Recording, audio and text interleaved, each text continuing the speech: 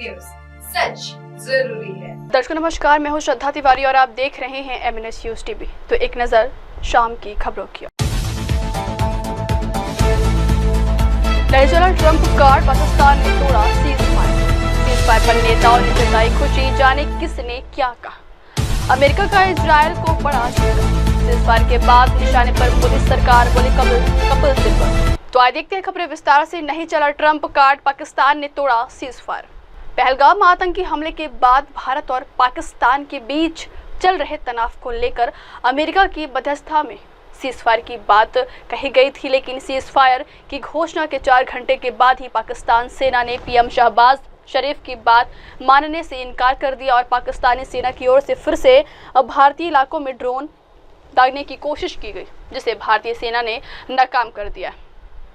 बता दें कि अमेरिका की मध्यस्थता में हुए सीज़फायर का शहबाज सरकार ने समर्थन किया था, लेकिन अब जिस तरह से पाकिस्तान सेना बगावत पर उतर आई है, उससे पाकिस्तान में तख्ता पलट की आशंका भी बढ़ गई। दूसरी ओर पाकिस्तानी सेना द्वारा सीज़फायर तोड़ने के बाद राजस्थान के बाड़मेर, पंजाब के फिरोजपुर, गुरुदासपुर और पठानकोट और श्रीनगर में फिर से ड्रोन भेजने की कोशिश की गई, जिसे भारतीय सेना ने नाकाम कर दिया। पाकिस्तान की ओर से सीज़फायर के उल्लंघन के बाद पंजाब के फिरोजपुर में भी ब्लैकआउट एक बार फिर से घोषित किया गया है। शहर में फिर खतरे के सायरन गूंजने लगे। इसके बाद जिला प्रशासन ने तुरंत बाजार, दुकानें बंद करने की अपील जारी की है। पाकिस्तान ने शनिवार को अंतर्राष्ट्रीय सीमा और नियंत्रण रेखा पर कई स्थानों पर संघर्ष विराम समझौते का उल्लंघन किया, जबकि दोनों देशों के बीच संघर्ष विराम पर सहमति बनने के कुछ ही घंटे बाद ऐसा किया गया। सूत्रों के अनुसार सीमा सुरक्षा बल को किसी भी संघर्ष विराम उल्लंघन का पूरी ताकत से जवाब देने का निर्देश दिया गया है।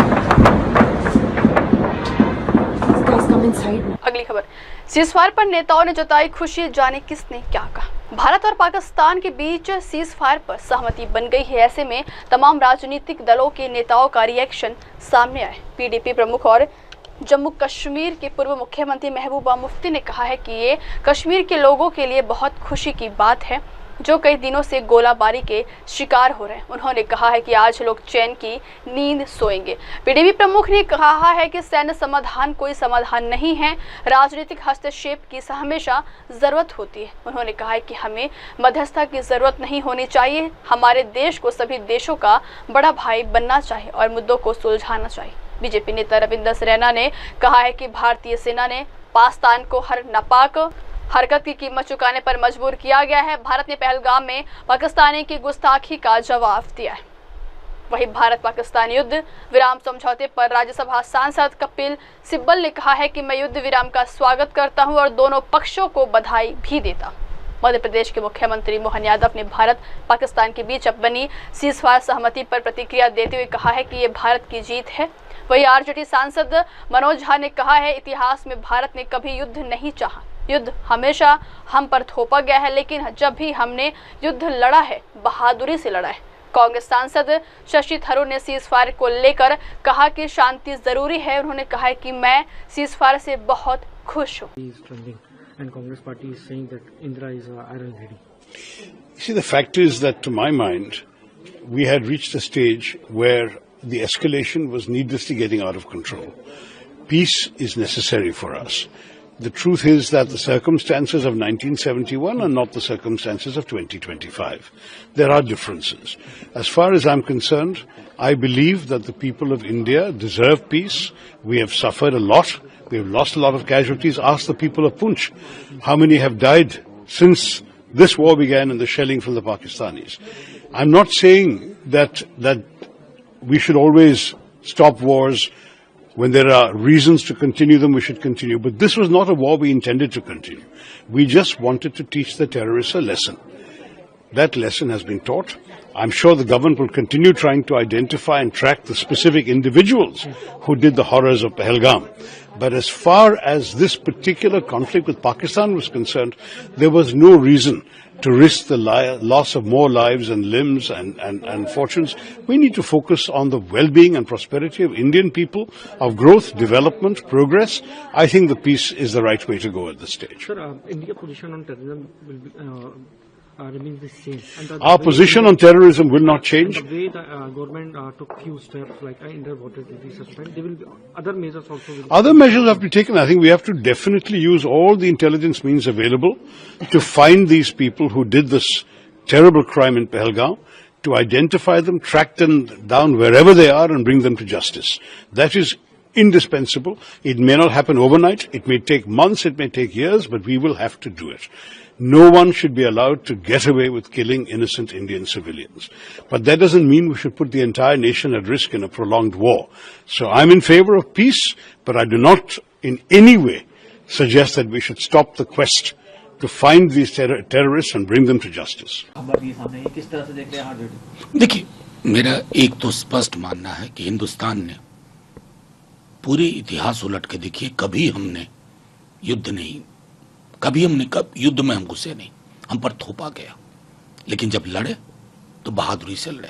सेना के शौर्य और पराक्रम को सलाम। हमने अपने नागरिकों की जान गंवाई।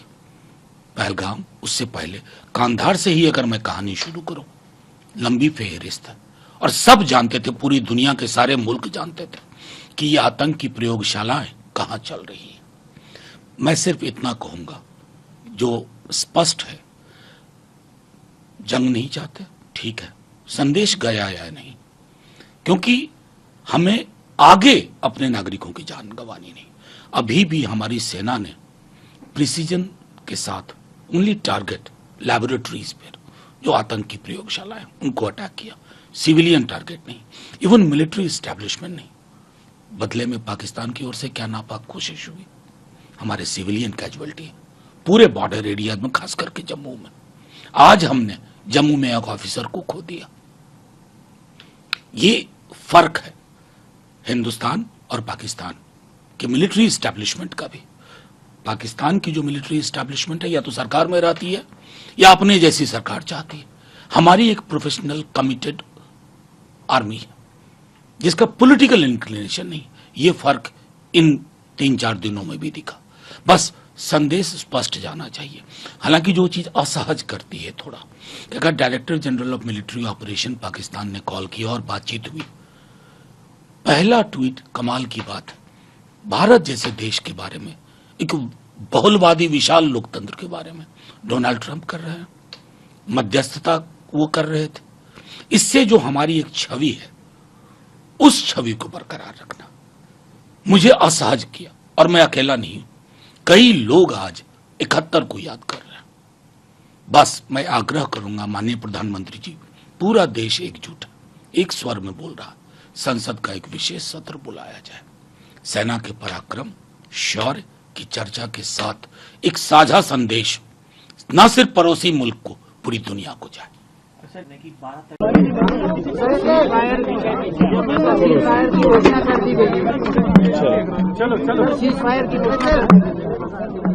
यशस्वी प्रधानमंत्री के नेतृत्व में जिस प्रकार से भारत की सेना ने अपने शौर्य पराक्रम का परिचय दिया, देश के दुश्मनों के साथ जो व्यवहार किया, और हमने सबने, हमारे विदेश मंत्री, विदेश प्रवक्ता, सबके माध्यम से जो जानकारी आपको हमको कामन हुई है कि 12 मई तक ये सीज फायर हुआ है, और मैं मान के चलता हूं कि प्रधानमंत्री जी के नेतृत्व में भारत सरकार जो निर्णय लेगी सब सही लेगी।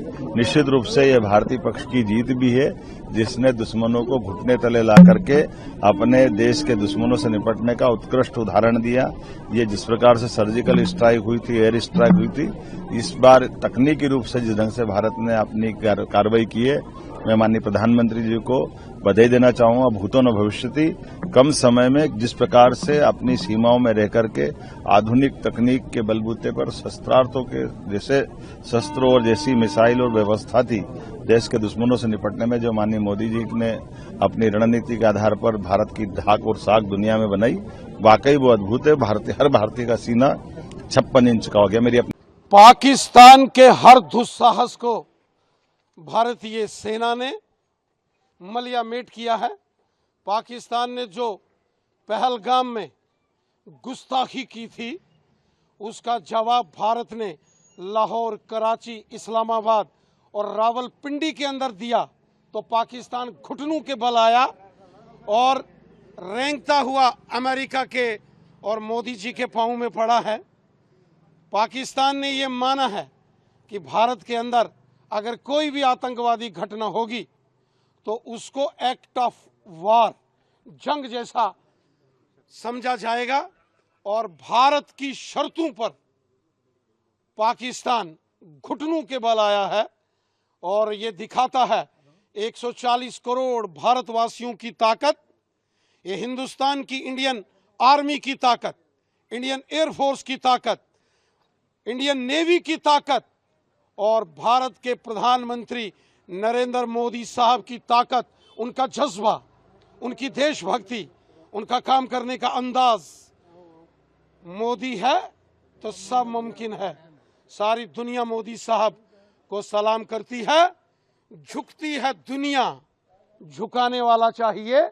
आज सारी दुनिया के सामने ये साबित हो गया कि प्रधानमंत्री मोदी साहब ने जिस प्रकार पाकिस्तान को घुटनों के बल लाया है, पाकिस्तान को सबक सिखाया है, न केवल LOC और इंटरनेशनल बॉर्डर पर, बल्कि लाहौर, कराची, इस्लामाबाद, रावलपिंडी में भी जब हिंदुस्तान की सेना और एयरफोर्स गरजी तो घुटनों के बल पाकिस्तान आया है। और आगे भी अगर पाकिस्तान गुस्ताखी करेगा तो उसका यही अंजाम होगा।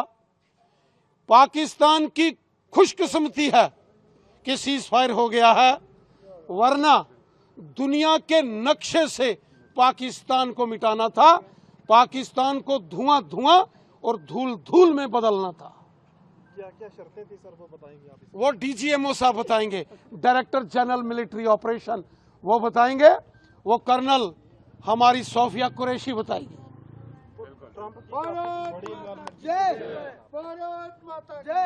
इंडियन आर्मी जिंदाबाद।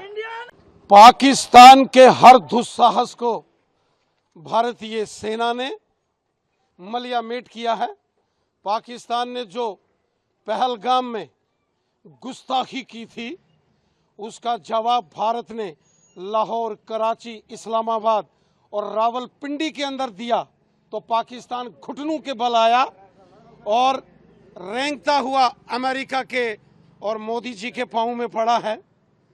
पाकिस्तान ने ये माना है कि भारत के अंदर अगर कोई भी आतंकवादी घटना होगी तो उसको एक्ट ऑफ वॉर, जंग जैसा समझा जाएगा और भारत की शर्तों पर पाकिस्तान घुटनों के बल आया है और ये दिखाता है 140 करोड़ भारतवासियों की ताकत, ये हिंदुस्तान की इंडियन आर्मी की ताकत, इंडियन एयरफोर्स की ताकत, इंडियन नेवी की ताकत और भारत के प्रधानमंत्री नरेंद्र मोदी साहब की ताकत, उनका जज्बा, उनकी देशभक्ति, उनका काम करने का अंदाज।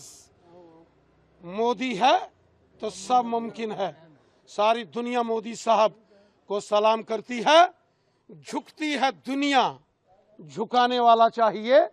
आज सारी दुनिया के सामने ये साबित हो गया कि प्रधानमंत्री मोदी साहब ने जिस प्रकार पाकिस्तान को घुटनों के बल लाया है, पाकिस्तान को सबक सिखाया है, न केवल LOC और इंटरनेशनल बॉर्डर पर, बल्कि लाहौर, कराची, इस्लामाबाद, रावलपिंडी में भी जब हिंदुस्तान की सेना और एयरफोर्स गरजी तो घुटनों के बल पाकिस्तान आया है।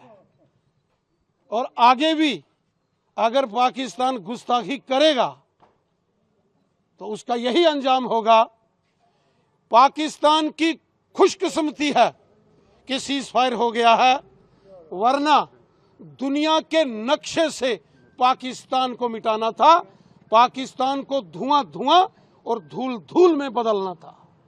क्या क्या शर्तें थी सर, वो बताएंगे आप? वो डीजीएमओ साहब बताएंगे, डायरेक्टर जनरल मिलिट्री ऑपरेशन वो बताएंगे, वो कर्नल हमारी सोफिया कुरैशी बताएगी।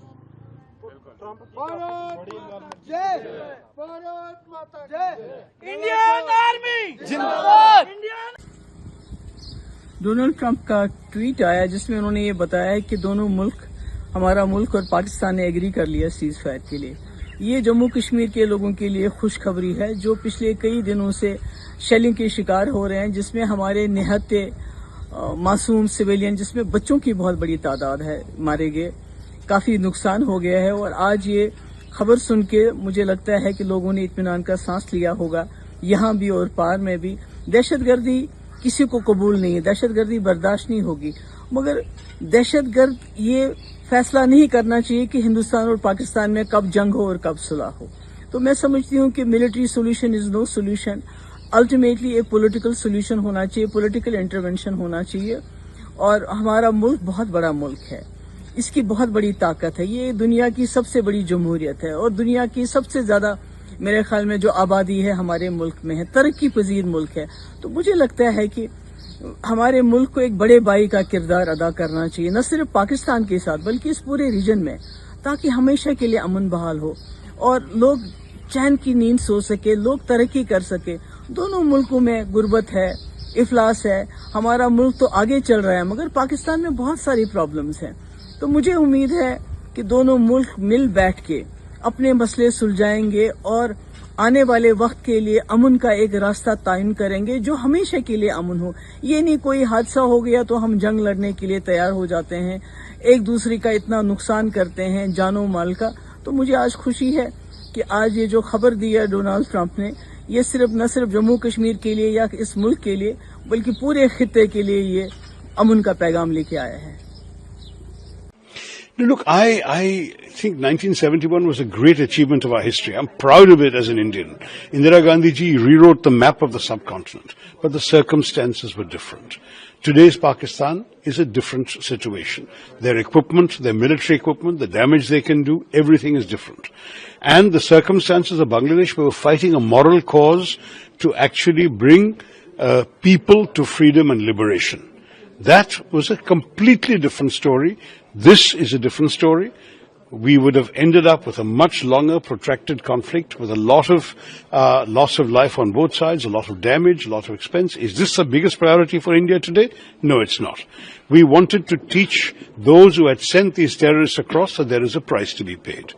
We still have to catch the individual terrorist perpetrators, but we do not need to tie the whole country down in a war. That is something I've been very clear about from the start. India did not, I believe, at any stage see the action of the 7th as the beginning or the opening salvo of a long protracted conflict. For us it was one-off. We'll do it. If Pakistan did not escalate, we would not have escalated. Pakistan did, we also did. It was getting to a point where if it continued like this, we would needlessly have been caught into a long drawn-out war without a clear objective at the end of it. Liberating Bangladesh is a clear objective. Just keeping on firing shells at Pakistan is not a clear objective. You see the difference.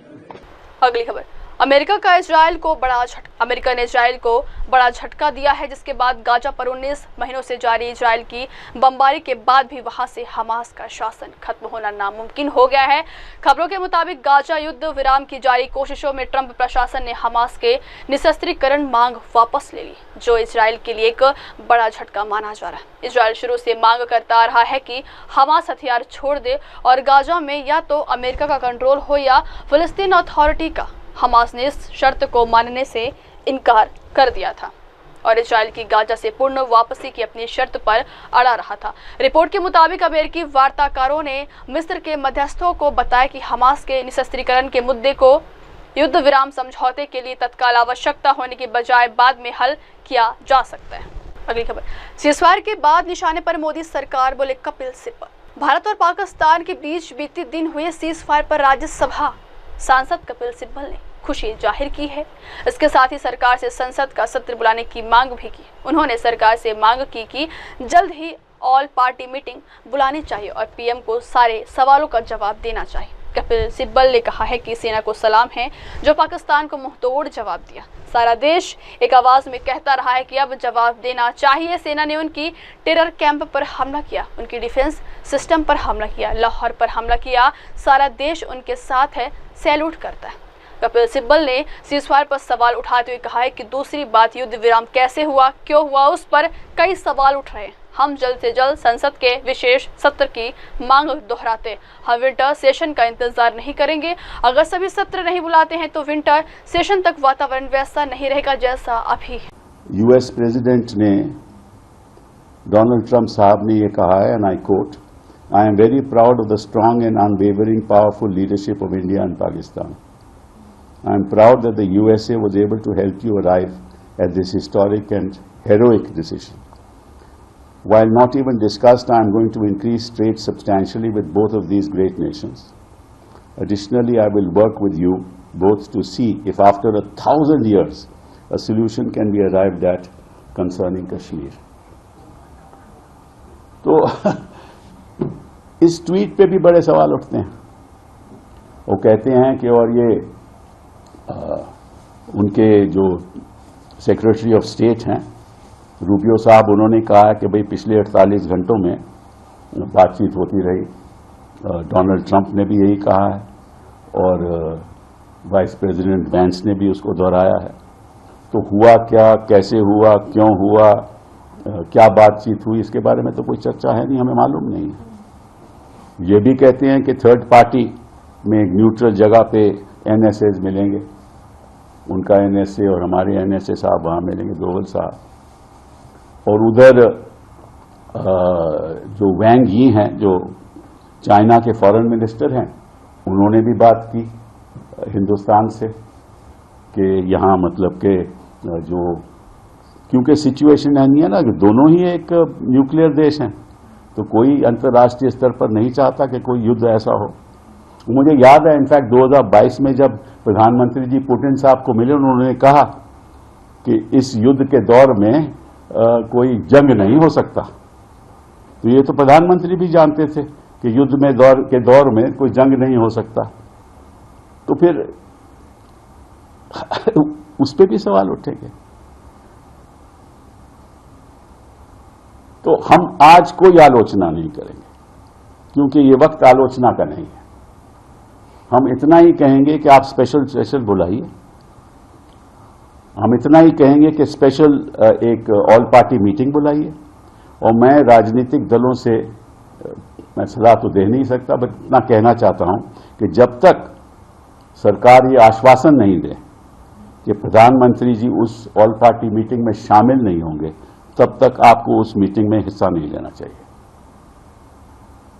क्योंकि ये प्रधानमंत्री जी हैं, इतना बड़ा जुल्म हुआ है, हमारे मासूम लोग मारे गए, और प्रधानमंत्री जो उस बैठक में पहले नहीं बैठे और अब भी नहीं बैठेंगे, तो लगता है कि उनको जवाब देने की कोई जरूरत ही नहीं है।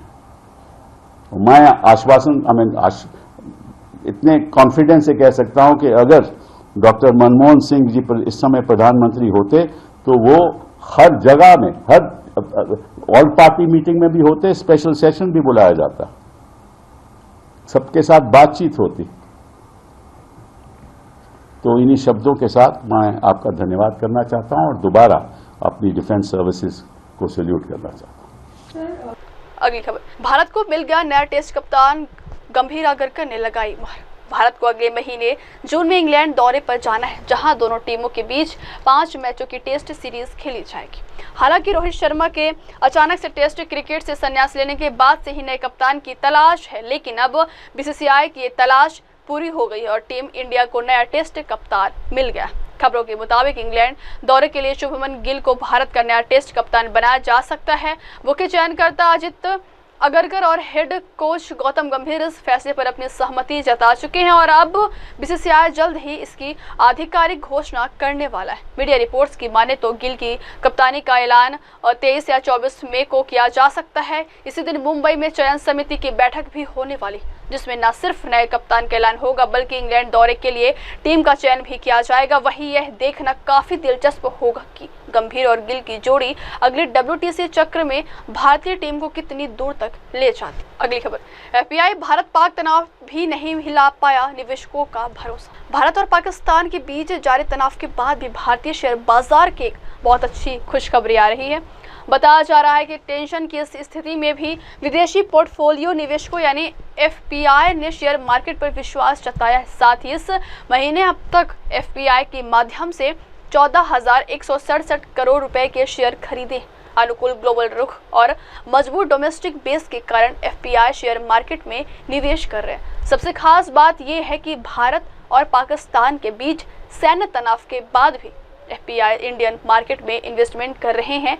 डिपॉजिटरी के आंकड़ों से पता चलता है कि अप्रैल में FPI ने इंडियन शेयर मार्केट में 4,223 करोड़ रुपए डाले थे। यह 3 महीनों के बाद उनका पहला निवेश था। इससे पहले विदेशी पोर्टफोलियो निवेशकों यानी FPI ने मार्च में शेयरों से 3,973 करोड़ रुपए, फरवरी में 34,574 करोड़ रुपए और जनवरी में 78,027 करोड़ रुपए निकाले थे। जियोजीत इन्वेस्टमेंट के मुख्य निवेश रणनीतिकार VK विजय कुमार ने कहा है कि आगे बढ़ते हुए मैक्रो ग्लोबल फैक्टर जैसे डॉलर में गिरावट, अमेरिका और चीनी अर्थव्यवस्था में सुस्ती और घरेलू मोर्चे पर सकल घरेलू उत्पाद यानी GDP के हाई ग्रोथ रेट, घटते इन्फ्लेशन और रेपो रेट में कमी की वजह से FPI का भारतीय बाजार के प्रति आकर्षण बना रहे। अगली खबर, दयाबेन की तारक मेहता का उल्टा चश्मा में हुई वापसी। टीवी की सबसे लोकप्रिय और लंबे समय तक चलने वाला शो तारक मेहता का उल्टा चश्मा के फैंस पिछले कई सालों से दयाबेन यानी दिशा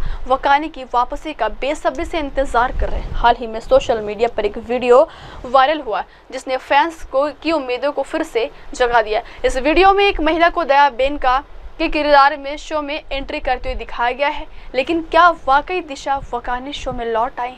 तो आइए जानते हैं इस वायरल वीडियो का हकीकत।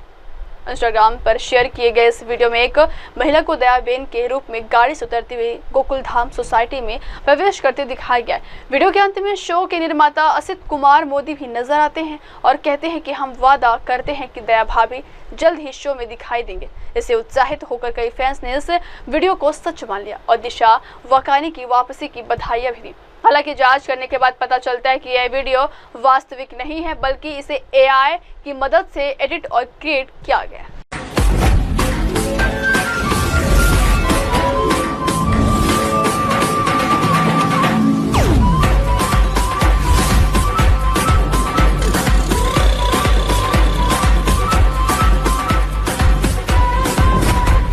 जिनका बेसब्री से सबको इंतजार था, वो दया भाभी आएंगी कब कब कब? जल्द, बहुत जल्द। मैं जानता हूं आप हम पर नाराज है, हम पर गुस्सा है। यकीन कीजिए, मैं सच कहता हूं, हम दया भाभी को जल्द से जल्द गोकुलधाम सोसाइटी में। अगली खबर, ऑपरेशन सिंदूर की सफलता पर बोले राजनाथ सिंह। रक्षा मंत्री राजनाथ सिंह ने रविवार को वीडियो कॉन्फ्रेंसिंग के जरिए लखनऊ में ब्रह्मोस सुपरसोनिक क्रूज मिसाइल उत्पादन यूनिट का किया। इस कार्यक्रम में मुख्यमंत्री योगी आदित्यनाथ, डिप्टी CM केशव प्रसाद मौर्य और ब्रजेश पाठक समेत कई नेता मौजूद रहे। रक्षा मंत्री ने कहा कि आप जानते हैं कि मैं क्यों नहीं आ सका। हम जिस स्थिति का सामना कर रहे हैं उसे देखते हुए मेरे लिए दिल्ली में रहना महत्वपूर्ण था, इसलिए मैं वीडियो कॉन्फ्रेंसिंग के माध्यम से आपसे जुड़ा रहा हूं। इस मौके पर उन्होंने कहा कि ब्रह्मोस सिर्फ एक मिसाइल नहीं है, बल्कि यह भारत की सैन्य क्षमता, आत्मनिर्भरता और हमारे विरोधियों के लिए एक स्पष्ट संदेश है कि हम हर मोर्चे पर तैयार हैं। रक्षा मंत्री ने कहा है कि जिन भारत विरोधी और आतंकी संगठनों ने भारत माता के मस्तक पर हमला करके कई परिवारों के सिंदूर मिटाए थे, उन्हें भारतीय सेना ने ऑपरेशन सिंदूर के माध्यम से इंसाफ दिलाने का काम किया है। इसके लिए आज सारा देश भारतीय सेनाओं का अभिनंदन कर रहा है। रक्षा मंत्री ने कहा कि जिन भारत विरोधी और आतंकी संगठनों ने भारत माता के मस्तक पर हमला करके कई परिवारों के सिंदूर मिटाए थे, उन्हें भारतीय सेना ने ऑपरेशन सिंदूर के माध्यम से इंसाफ दिलाने का काम किया है। इसके लिए आज सारा देश भारतीय सेनाओं का अभिनंदन कर रहा है। इंटीग्रेशन एंड टेस्टिंग फैसिलिटी का उद्घाटन इसलिए भी महत्व रखता है क्योंकि आज का दिन बहुत ही खास है। आप सब तो जानते ही हैं कि आज नेशनल टेक्नोलॉजी डे है। आज ही के दिन 1998 में श्रद्धेय अटल बिहारी वाजपेयी जी के नेतृत्व में हमारे वैज्ञानिकों ने पोखरण में परमाणु परीक्षण करके दुनिया को भारत की ताकत दिखाई थी। और वह परीक्षण हमारे साइंटिस्ट, इंजीनियर्स, डिफेंस पर्सनल और कई अन्य स्टेक होल्डर्स के अथक प्रयासों का ही परिणाम था। यह हमारे वैज्ञानिकों तथा इंजीनियर्स को मान्यता देने, उनको रिकॉग्नाइज करने और उनके कंट्रीब्यूशन को एक्नॉलेज करने का दिन है।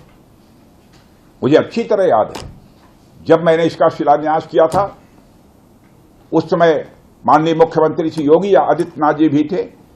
उस दौरान मैंने यह इच्छा जाहिर की थी कि जितनी जल्दी हो सके इस प्रोजेक्ट को पूरा कर लिया जाए। और मुझे यह देखकर बेहद खुशी हुई कि आप लोगों ने मेरी भावनाओं का सम्मान रखा और महज 40 महीने में इस प्रोजेक्ट को पूरा करके दिखाया। अगली खबर, यूएस की एंट्री पर भड़के संजय राउत। भारत और पाकिस्तान के बीच रहे तनाव के बाद शनिवार 10 मई को सीजफायर का ऐलान किया गया है। इसी घोषणा अमेरिकी राष्ट्रपति डोनाल्ड ट्रंप ने की थी। यही कारण है कि अब ऐसा कहा जा रहा है कि संघर्ष विराम के लिए मनाने का श्रेय अमेरिका ने ले लिया। सीजफायर पर अब शिवसेना नेता संजय राउत का बयान सामने आया है। इसमें उन्होंने राष्ट्रपति ट्रंप के हस्तक्षेप पर सवाल खड़े किए। संजय राउत ने ट्रंप पर ही सवाल खड़ा करते हुए और श्रेय लेने के मामले में कहा है कि अगर इतने ही पावरफुल है तो इजराइल और गाजा क्यों नहीं रुकवा पाए। ट्रंप ने सीजफायर के लिए भारत पर दबाव डाला था। संजय राउत ने कहा है कि अमेरिकी राष्ट्रपति ट्रंप भारत पर दबाव डालकर पाकिस्तान से हो रहा संघर्ष रुकवा देते हैं। हम एक संप्रभु देश हैं। हम एक ऐसा देश हैं जिसमें कोई भी तीसरा राष्ट्रपति हस्तक्षेप नहीं कर सकता है। इस तरह की कोशिश भी हमारी संप्रभुता पर हमला है और यह मोदी सरकार की भी कमजोरी है कि अमेरिका के राष्ट्रपति को बीच में आना पड़ा। तो इजराइल और गाजा का वॉर प्रेसिडेंट ट्रंप ने क्यों रुकवाया नहीं? अभी भी चल रहा है वॉर। प्रेसिडेंट ट्रंप भारत को ऊपर दबाव डालकर पाकिस्तान के साथ हमारा जो संघर्ष चल रहा है वो रुकवाता है। हमारा एक संप्रभु देश है, एक ऐसा देश है कि उसमें तीसरा कोई प्रेसिडेंट हस्तक्षेप नहीं कर सकता। ये हमारे संप्रभुता पर हमला है और ये सरकार की कमजोरी है मोदी की कि प्रेसिडेंट ट्रंप को बीच में लाना पड़ा। उसको खुद नहीं है ताकतवर और वॉर रुकवाने की जरूरत क्या है? हमारे 26 माताओं का, बहनों का सिंदूर वो लोगों ने नष्ट कर दिया, खत्म कर दिया। इसलिए तो आपने ऑपरेशन सिंदूर किया ना, आपने सिंदूर का अपमान किया, आपने हिंदू संस्कृति का अपमान किया। कौन सा बदला लिया आपने, मुझे बताइए। वो 6 आतंकवादी आज भी इस देश के भूमि पर छुपे हैं, आपने उसका खात्मा नहीं किया है। अब वक्त हो चला दर्शकों ब्रेक का। ब्रेक के बाद की खबरें देखते रहिए मेरे सहयोगी मीनल के साथ। तब तक के लिए देखते रहिए देश और दुनिया की तमाम बड़ी खबरें। धन्यवाद। नमस्कार, मैं हूं Abhishek Bachchan. Keep watching MNS news. आप देख रहे हैं MNS न्यूज, सच जरूर।